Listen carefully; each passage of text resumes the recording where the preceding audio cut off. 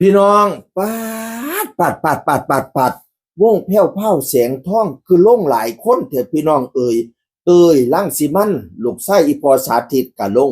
พระเอกวินเนอร์กะลงพี่น้องเอ่ยน้องอั๋นศิลดากะลงน้องไม้วรัญญากะลงป๊าดตาสาธุกะลงพี่น้องป๊า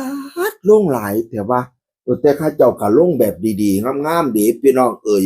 มีการจัดอย่างจัดทรงให้ได้มือลงนะคืนส่งฮักส่งใจ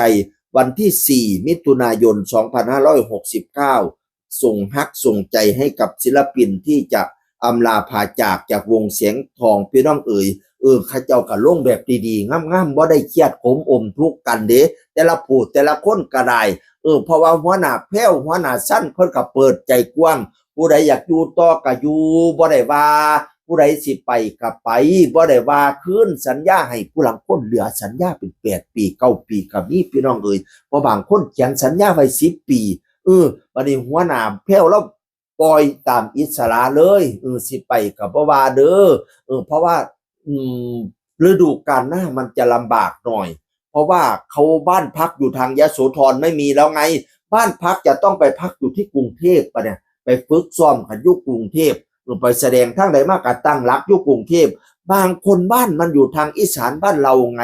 การจะไปมันก็ลำบากมันไกลพี่น้องเอ๋ยบางเทียเพิ่นก็มีครอบมีครัวตาสาธุก็มีครอบมีครัวจังเสียสิไปมันก็ลำบากเด้พี่น้องเอ๋ย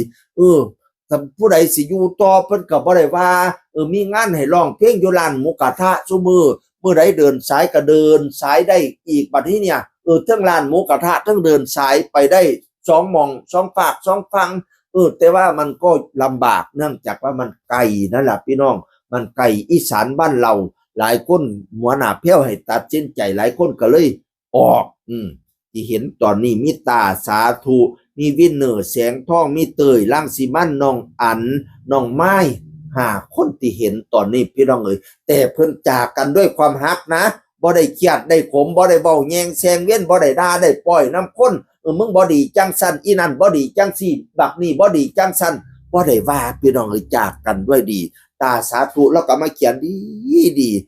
ตลอดเวลาย่า3 ปีที่ผ่านมานี่มีแต่ความสุขอยู่บ้านหลังเนี่ยขอบคุณสู่ปู่สู่คนขอบคุณบอบแพ้วขอบคุณแม่ยุยขอบคุณบอดบิ๊กผู้ใหญ่บ้านกินแล่นแล้วขอบคุณพร้อมเด้ขอบคุณแม่แอนแม่คิงผู้รักผู้ใหญ่สู่ปู่สู่คนตาแล้วเป็นคนตาฮักพี่น้องเอ๋ยข้าขอบคุณสู่กรรมสู่ฝ่ายบัดนี้นี่ก็อืมต่างมันถึงเวลาเนาะมันต้องแยกย้ายกันเดินทางขอบคุณบอดสั้นพร้อมที่เติมฝันให้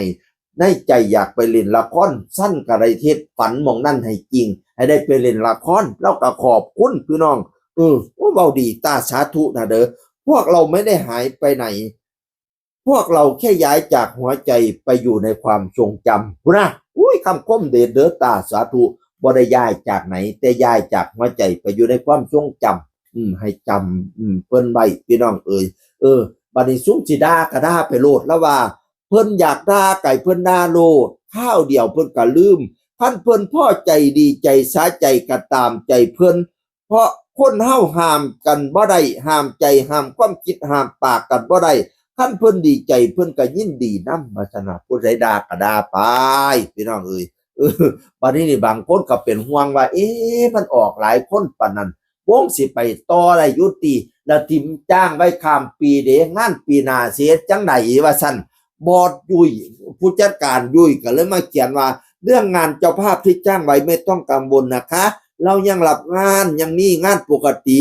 นักร้องทั้งวงก็ยังรับเพิ่มที่จะมาเสริมทัพเสียงท่องส่วนนักร้องที่ออกไปถ้าเจ้าภาพอยากได้ผู้ใดรับเชิญน้องๆก็คืนได้ค่ะย้ำว่าวงยังรับงานไปแสดงตามปกติขอบคุณเจ้าภาพที่โทรมาถามข่าวนี้ลุยได้แผ่วๆยังรับงานอยู่เด้อที่รับงานไว้เจ้าภาพบ่ต้องตกใจศิลปินเนาะครับเพิ่มมาหรือว่าอยากได้ศิลปินคนเก่าๆที่ออกไปก็แจ้งมาเพิ่นสามารถมารับเชิญได้พะนะว่าว่าดีผู้จัดการนี่ลุยก็ได้พี่น้องเอ่ยผู้หลายคนก็อยากให้แผ่วๆได้พักนั่นล่ะได้พักผ่อนสมองแน่มีวงหลายก็ดราม่าเจอดราม่าเรื่องนั้นเรื่องนี้จะเจอดราม่าบ่มีงานแน่เจอดราม่าบ่มีคนแน่ ไปอยู่เฮ็ดร้านเนื้อย่างน่ะอุ้ยคนแตกโกโก้ไปอยู่หม่องที่เจ้ามีความสุขนั่นน่ะไปโลดหลายคนกันสนับสนุนไปรับเชิญเอาวงทางบ้านใดอยากให้แผ่วไปอยากให้สั้นไปก็ให้เพิ่นจ้างรับเชิญเอาพะนะว่าหลายคนก็สนับสนุนจังซี่แต่ว่าเราก็ยังเฮ็ดวงอยู่ผู้ใดอยากมาอยู่ก็มาอยู่บ่ได้ว่าผู้ใดอยากไปก็อยากไปบ่ได้ว่าพะนะว่านั่นน่ะ